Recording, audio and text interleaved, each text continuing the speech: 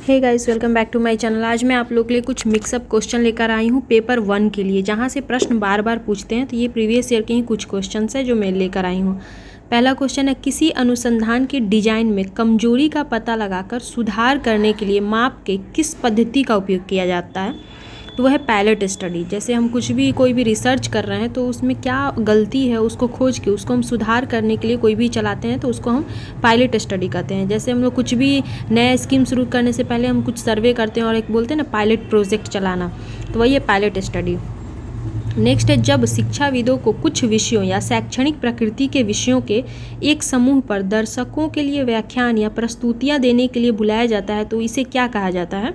इसको सेमिनार बोलते हैं, जो आप लोग अपने अपने कॉलेज में देखे होंगे। हिंदी में इसी को संगोष्ठी बोलते हैं। तो कंफ्यूज नहीं होइएगा कि संगोष्ठी और सेमिनार अलग चीज़ है, नहीं, दोनों सेम चीज़ है। अगला क्वेश्चन है, नकारात्मक सहसंबंध का अर्थ क्या है? तो जब दोनों शोध पर चर अलग अलग दिशा में हो, मतलब एक दूसरे के अपोजिट हो, तब उसको हम नकारात्मक सहसंबंध कहते हैं।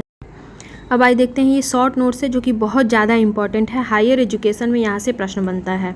जैसे कि पूछाएगा कि इनमें से कौन स्कूल एजुकेशन के लिए है, तो NIOS और NCERT ये स्कूल एजुकेशन के लिए।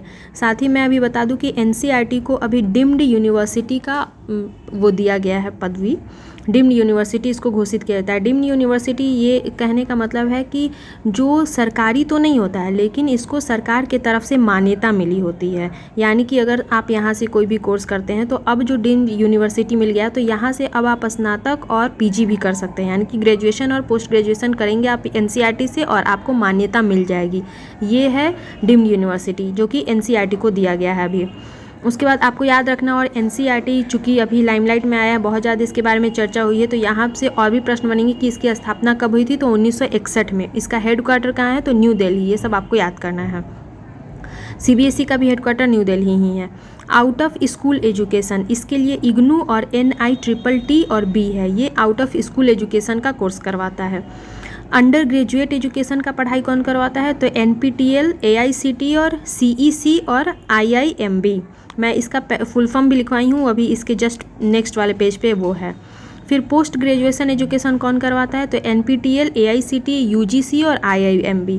ये सभी आपको बहुत ज़्यादा इंपॉर्टेंट है, क्योंकि यहाँ पे मैच करने के लिए या फिर कुछ भी दे देगा इसमें से कि कौन सा इसमें से किसके लिए काम आता है। अगला क्वेश्चन है जो VVI है, यहाँ से भी प्रश्न पिछले साल पूछे गए हैं, इसलिए मैं दे दी हूँ कि नोबेल प्राइज़ तो 6 सेक्टर में मिलता है, लेकिन आपको 2 एकदम याद होने चाहिए।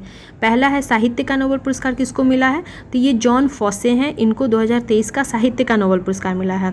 दूसरा, शांति का नोबेल पुरस्कार किसको मिला है? तो नरगिस मोहम्मदी को मिला है। और अभी तक 11 भारतीय हैं जिनको नोबेल पुरस्कार मिल चुका है। तो साहित्य और शांति आपको हर हाल में याद करना है। ऐसे तो 6 सेक्टर में दिया जाता है नोबेल पुरस्कार, लेकिन आपको UGC नेट के एग्जाम के लिए कम से कम 2 सेक्टर एकदम याद होना चाहिए। साथ एक और इम्पॉर्टेंट है, जैसे ये स्वयं से जुड़े हुए संस्थान कौन कौन से हैं, इसके बारे में भी बार बार पूछता है। तो पहले तो ये जानना आपको कि स्वयं क्या है। तो ये भारत सरकार के द्वारा शुरू किया गया एक कार्यक्रम है। इसमें 9th क्लास से लेकर के PG क्लास तक की पढ़ाई करवाई जाती है स्वयं के थ्रू। और स्वयं प्रभा वो एक DTH चैनल है, जो कि पहले 34 चैनल था, अब 40 हो गया बढ़ के। तो आपको इसको याद रखना है, क्योंकि यहाँ से बार बार प्रश्न बनते हैं। मतलब ये तो एक चैप्टर ही है, आपको स्वयं, मूक्स, ये सब एक चैप्टर ही जो आपको करना ही करना है। तो आइए अब देखते हैं AICTE। पहले तो इसका सबका आपको फुल फॉर्म याद होना चाहिए, क्योंकि यहाँ से भी प्रश्न बनते हैं। ये सब कौन कौन से संस्थान जो स्वयं के तहत जुड़े हुए हैं? तो पहला है AICTE। इसका फुल फॉर्म होता है all India council for teaching education. आपको इंग्लिश में मैं इसलिए लिखी हूँ क्योंकि आपको ये इंग्लिश में ही याद करना चाहिए, क्योंकि हिंदी में आप बहुत ज़्यादा कंफ्यूज हो जाएंगे। और इंग्लिश में क्या है, आप जैसे आप नंबर से याद कर सकेंगे, सॉरी डिजिट, जैसे ये है ना अल्फ़ाबेट AICTE, तो A फॉर ऑल हो जाएगा, I फॉर इंडिया। तो ऐसे आपको आसानी होगा याद करने में, अगर आप भूल भी जाते हैं तो। इस AICTE का हो गया all India council for teaching education. और ये किस लिए है? तो ये for self paced and international courses के लिए है। ये इसका प्रयोग किया जाता है स्वयं के। NPTEL क्या है? तो ये national programme on technology enhanced learning है इसका फुल फॉर्म। और ये इंजीनियरिंग के लिए, यानी कि इंजीनियरिंग की जो पढ़ाई करवाई जाती है स्वयं के ऊपर, वो NPTEL के तहत करवाई जाती है। एक और चीज़ बता दूं कि स्वयं में क्या है, 1000 से ज़्यादा देश भर के जो विशेषज्ञ हैं वो पाठ्यक्रम तय करते हैं और वो बनाते हैं और वो आपको पढ़ाते हैं यहाँ पे। UGC क्या है? ये यूनिवर्सिटी ग्रांट कमीशन है for non technical post graduation education. यानी कि UGC के तहत स्वयं पे नॉन टेक्निकल टेक्निकल जो पोस्ट ग्रेजुएशन है उसकी पढ़ाई करवाई जाती है। CEC क्या है? Consortium for educational communication. ये किसके लिए है? तो ये अंडर ग्रेजुएट एजुकेशन के लिए CEC के तहत करवाया जाता है। NCERT का फुल फॉर्म तो एकदम याद होना चाहिए आपको, वो है national council of educational research and training. ये स्कूल एजुकेशन के लिए NCERT का प्रयोग किया जाता है स्वयं में। नेक्स्ट है NIOS, ये भी स्वयं के अंदर आता है। इसका फुल फॉर्म है national institute of open schooling for school education के लिए है ये। NIOS क्या है? स्कूल एजुकेशन, जिसके तहत बहुत सारे लोग DLED किए हैं और अब वो लोग केस लड़ रहे हैं क्योंकि NIOS के तहत जो लोग भी DLED किए थे उनको मान्यता नहीं मिल रही है, इसलिए वो लोग भी केस कर रहे हैं।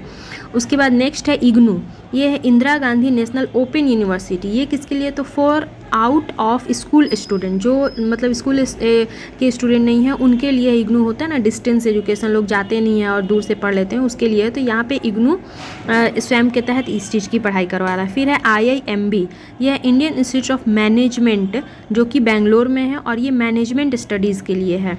NITTT और B है national institute of technical teacher training and research, ये टीचर ट्रेनिंग के लिए।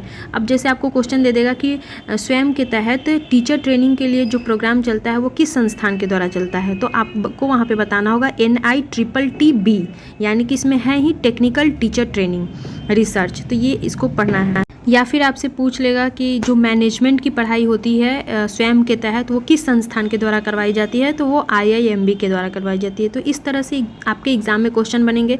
दूसरा तरीका है वो आपसे पूछ देंगे इनमें से कौन सी संस्थान स्वयं के तहत है, जो हो सकता है कुछ उसमें बाहर का, जैसे CBSE इसमें नहीं है कहीं पे भी, हो सकता है आपको ऑप्शन में CBSE दे के फंसा दे, तो इसको आपको ध्यान में रखना है। या फिर आपको इनमें से किसी एक का फुल फॉर्म पूछ देगा, तो ऐसे आपको याद करना है। तो आई होप आप लोग को ये आज का सेशन अच्छा लगा हो, और जो भी पुराने सब्सक्राइबर हैं वो प्लीज़ लाइक कर दे अगर वीडियो अच्छी लगती हो तो, और अगर जो नए चैनल पे पहली बार आ रहे हैं तो वो प्लीज़ चैनल को सब्सक्राइब कर दे। मिलते हैं नेक्स्ट वीडियो में, टिल देन बाय बाय।